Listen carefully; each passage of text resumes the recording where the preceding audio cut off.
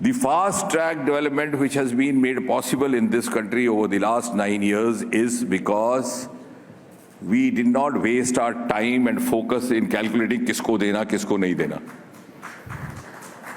And the figures speak for themselves because now we live in evidence-based era. I'll just give you one or two examples. I was talking about youth just now, the Commerce Minister.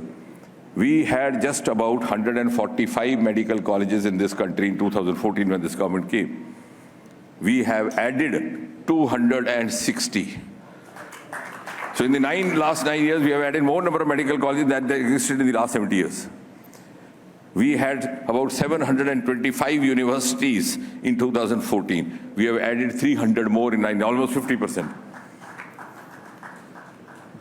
You had, and if you go by the rating, it is almost one university every week and one medical college every day. As far as the airports are concerned, you just had about 74 airports in 2014. Today, the number is 147. So you have created more than double in 9 years. And that's because हमने ये नहीं सोचा कि ईटानगर में नहीं बनाना, कि वहाँ से वोट नहीं मिलेगा, कि फलां जगह सिक्किम में नहीं मिलाना कि वो एक आता है. It's been, since we focused on making ourselves available, our services available where it was required. The PMGSY road, very ambitious project for the rural roads. Till 2014, we had constructed only 3.8 lakh kilometers of these rural roads. The number today is 7 lakh kilometers. So almost double. So what was constructed in all those bygone years has been constructed very recently in the last 9 years.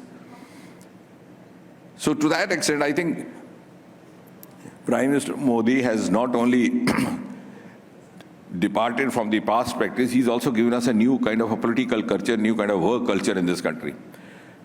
And even these governance reforms which we talk about, and which has become quite widely discussed subject today, are not per se only governance reforms. They have a huge socio-economic impact as well. I don't know how many in this room know, because I'm dealing with multiple departments. In the Department of Pensions, we have had a rule that a divorced daughter or a separated daughter would not be entitled to her family pension or her father's pension. We've done away with that rule, because I said if you wait for, unless she got a judgment from the court. I said we have seen the VVIPs waiting for 2 decades, 3 decades, not getting a judgment from the court. So we did away with that, and we said, okay, let her just file a petition, and that would be enough evidence. Similarly, if a working employee dies without having put in 10 years of service, his family would not be entitled to pension. Then I said, did you ask him before he was dying that this is the rule, so hold on. If you didn't, then what right do you have? We did away with that. The question came, if he comes alive, what would happen? I mean, if he goes, and that also applied to those who got missing. And that, I think, somebody like Arnav would appreciate. In Northeast, we had such huge problem.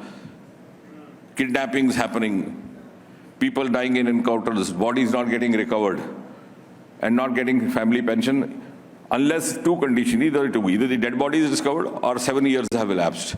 And that is the time when the family is in the greatest need.